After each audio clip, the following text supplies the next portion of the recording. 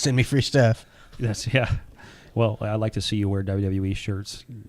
You're wearing Rocky stuff today, so it's the first time I haven't seen you in Broncos stuff for about a month. Well, when I send you the choke symbol again, like I did last year, don't beat me up because I thought you were. I'm not. There's no denying that. I can't sit here and deny that the Chiefs are gonna. I can't say that they're gonna win their first playoff game since they beat the Texans in 14. I hope so. Didn't they lose last night? No, they haven't. No. They have a bye. They don't play for a couple weeks yet. So, yeah, but.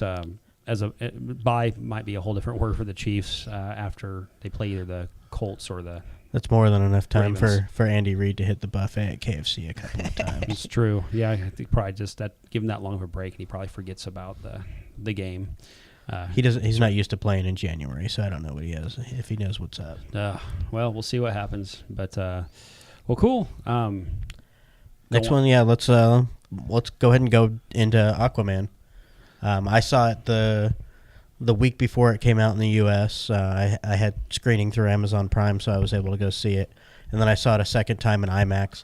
I didn't love it the first time that I saw it. It had a lot of issues. It's gorgeous, has great action. Patrick Wilson is fantastic, as always. He always brings his A game. I liked it more the second time. IMAX was pretty awesome to see it because the screen goes from wide to full frame. And it really does help immerse you in that Atlantis world, kind of in the way like Avatar does with Pandora. It was really just kind of cool to see it that way. So I give it a 7. I was at about a 6.5. I raised it to about a 7. I still see some major acting issues. There's some jokes that all just go one line too far that just are unnecessary. No, you can't smell yourself underwater. And Pitbull's got to go. That his song is really bad. The music choices in that movie are bad music choices, and they're in the wrong parts of the movie. It just takes you out of it. I'll be honest. I'll give it a 9 out of 10. And I'm going to call you out on this because I think you're just salty about the Snyder cut not being part of it. Nothing to do with it. I was actually I was really excited for Aquaman. I really thought, I like James Wan quite a bit. Let's be honest. It put the nail in the coffin that they're going in a completely different direction. No, we're not talking about that right now. But it has nothing to do with it. As a DC fan, it felt like a DC movie, but it did not feel at all like it was still connected to the previous DC movies. See, I thought it looked like a Marvel movie. Yeah, it was brighter colors in so many ways. More jokes. The plot was a little bit more simple and straightforward. I thought that a lot of the just the way the universe was shown, I thought it reminded me of the way that Thor, a lot of the universe in Thor looks. So I don't know. But I loved it. What was your score? I would say about a 9 out of 10 as well. Okay. I thought it was great. I thought we haven't seen a water movie the way that they did it. Waterworld. Well, I'm talking about like that. Yeah, Waterworld's awesome. Don't at me. The Little Mermaid. Never seen it. No, it's awesome. No, he says it's awesome, but you want to talk about like 9 out of 10? 9 out of 10 people say the Waterworld is not very good. Yeah, but it's an easy guilty pleasure. What about movie. the video game? Haha, maybe we should review that. I think SNES, I believe. That's about right time. Probably. Yep, we're gonna have to review that. That's gonna be abysmal. abysmal. I thought Aquaman was really, really good. I thought the character development was really good. Mary Poppins plays the Kraken. You know that, right? Julie Andrews plays the voice of the Kraken. I did not know that. That's awesome. Yep. I thought Mara was a great character. I thought... what'd you call her? Huh? What'd you call her? Mara? Mara, okay. Yeah. A lot of people are calling her Mira. Oh, because they don't know how to listen in a movie. Mara. Nope. I thought her character was really well developed. I thought it was great how they developed Aquaman. I mean, especially from the way that he was looked at in the Justice League the last time that we saw him. I mean, it is pretty much the way they did it in Justice League was more like a, hey, look, we got this. We'll cut 2 hours out of the movie and add a couple of funny lines in there and call it good. Yeah, and so. No, she was awesome. The trench scene with the trench creatures was really awesome, and that's just James Wan at his roots of horror. That was really, really a cool scene. Enunciate. Did you say horror? You pick your choice.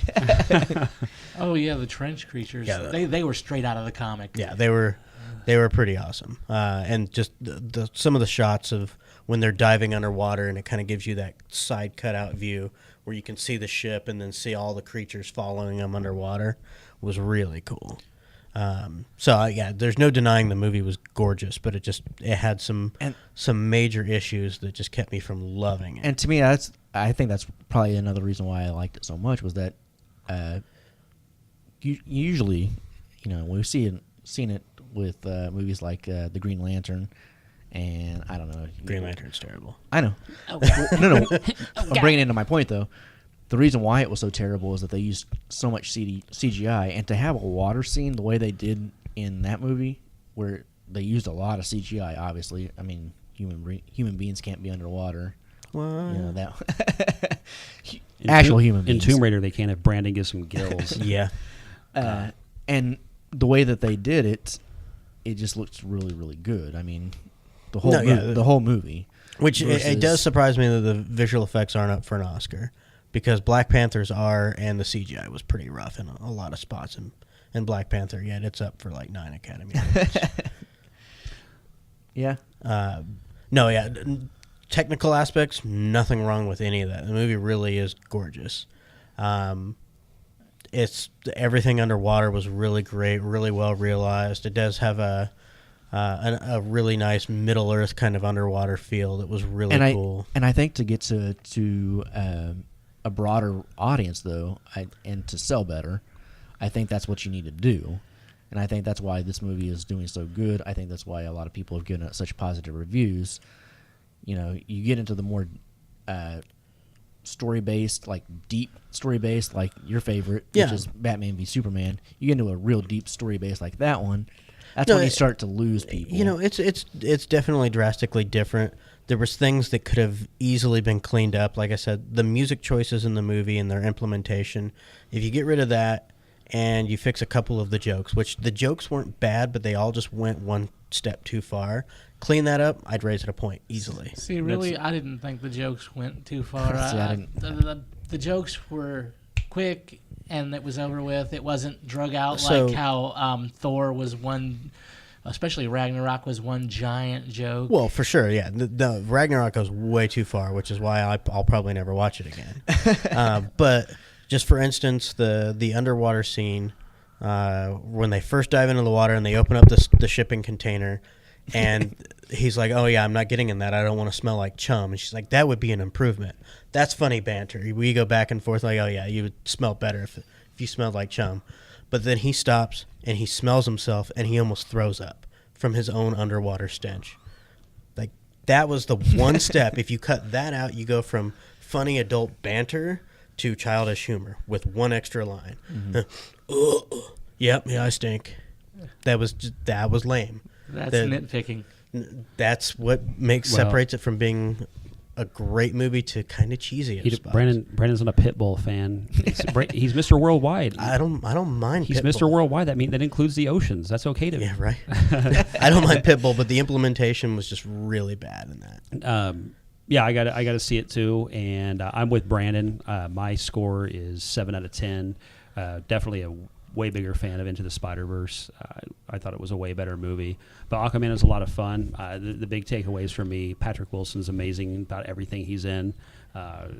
Awesome in this movie. He helped make the movie, I think. And I like Momoa. Going back to watching Stargate Atlantis, and seeing his evolution is really cool, which is essentially the same character as he was in Stargate Atlantis. He plays himself, which is fine. Pretty much plays himself. Which is funny because he's been into Atlantis twice now. Yeah, exactly. So, he has experience. Atlantis to Atlantis, ocean to ocean. This made sense. Well, there you go. See, now is it starting to make more sense? No, yeah. Right. Brandon's about ready to raise the score. Pitbull knows what's up.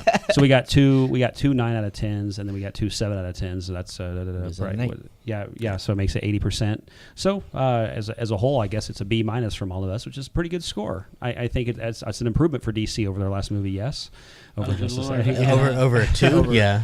So Justice League, highly enjoyable Justice movie. League got a 4 from me, honestly. That's being generous. It was I've 7. That's the one I haven't seen. Basically, as Brandon told me, just go ahead and skip it until maybe a Snyder Cut comes out, and then we'll see. So I'm still skeptical if one will ever actually show its head. Because Henry hates everything. I don't mind it. I don't mind the skepticism of that. It's more along the lines of people saying it doesn't exist. Yeah, it does. It exists. I'm not saying it doesn't exist. I'm saying we might not ever see it. We might not. Right. And see that's what more people should say. Instead of saying it doesn't exist, yeah, it exists. If there's money to be made, it will come out. Right. They did Superman 2. They went back and redid the Donner cut. They gave him $10-15 million to shoot a couple of new little scenes, fix some visual effects.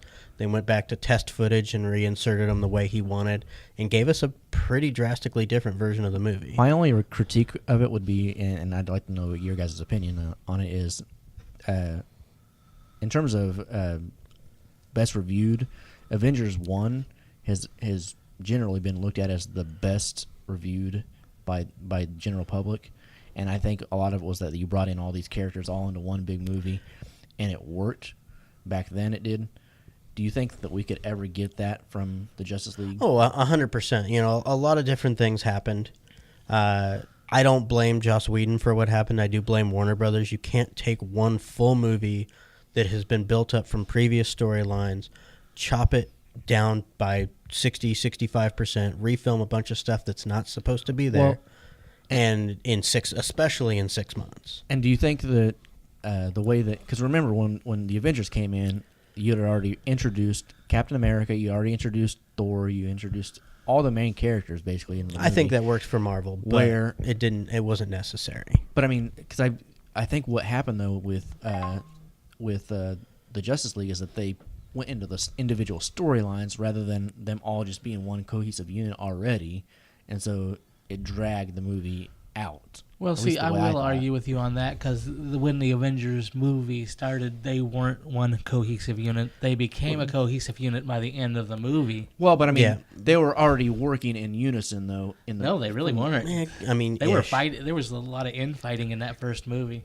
Well, no, I'm not talking about like that. I'm talking about. Oh, you're not talking plot the characters line. were already. I'm talking about them already working together. No, not necessarily whether they were friends or not. I'm talking about them just all working together as one unit. What people forget is that before Avengers, before Marvel did its thing, individual movies before a big movie didn't exist. So movies like Lord of the Rings, which are giant scale movies, did not have individual movies to introduce each character before they joined into the Fellowship and moved on to destroy the ring. They stopped. I saw you coming in on that one. I will unplug your microphone. It didn't happen before. There's been plenty of movies where they had a group of characters that did not need to be introduced. Marvel did a different method. That doesn't mean it's the only way. It did work for them. It worked wonderfully for them.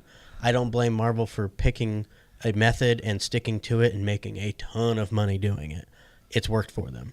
I don't think Avengers is the best Marvel movie by a long shot. I think Winter Soldier is by far the best That's movie. my favorite. That's my favorite as well. So yes, that method does work. If there was any shred of confidence from Warner Brothers at all with anything DC, Justice League could have absolutely worked by introducing those characters and then spinning them off side. Have you met anybody that did not like Wonder Woman and Batman vs. Superman? Even people that hate that movie, they love Wonder Woman. She was awesome. Yeah. Did she have her own movie? Not until after. Did it work that she got her own movie after and explain that character further? Yes, it did. Yeah. So take that and add it on. You're escalating. Now Superman is gone from this world and they need bigger heroes to help fight to take his place because he is not there. So you add them, and then later you spin off, they get their own movie, but they were part of a cohesive story in the middle. So yes, it absolutely could have worked on its own, but was completely sabotaged by the people that make all the choices. Mm-hmm. So we don't know if it actually would have worked. Did it work for this Justice League that we got? No, not really. And like we've talked about before, a lot of it was a lot of the recuts. And you're talking about a movie that's under 2 hours. You had two different visions in one movie, and you could see it. going back to, you can see all the green screen. You can see green screen reflecting off of people's faces still because they didn't have time to finish the visual effects. Actually, that was going to be my point with your Lord of the Rings comment. We're talking about a movie that was damn near 3 hours. So, you got the breakdown of the characters. Yeah, you had more that time. Movie. If you would have had 2.5 hours, 240, even with re-editing the movie the way that they did, it would have helped with the characters. But in 2 hours, no, you cannot introduce 4 new characters that are big characters. It was an hour and 57 minutes. Now, Aquaman went over 2 hours, didn't it? 2:24. I was going to say, I thought it did just a little bit. Yeah, and that's about the perfect length. That's actually almost exactly the same length as Man of Steel. I mean, that's probably why it was so well thought out. Enough time for ocean to ocean. Yeah. And supposedly the Snyder Cut is 3.5 hours long. So more than enough time to introduce. But I mean, that people would have been sleeping. Possibly 3.5 hours. I went to Return of the King at 4 hours, and I was fine with it. Titanic was 3 hours and 10 minutes. How much money did it make?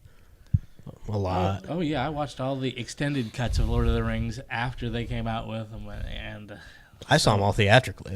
Titanic and Justice League, talking about it's kind of there's similarities there. Yeah, sinking ship. That's right. So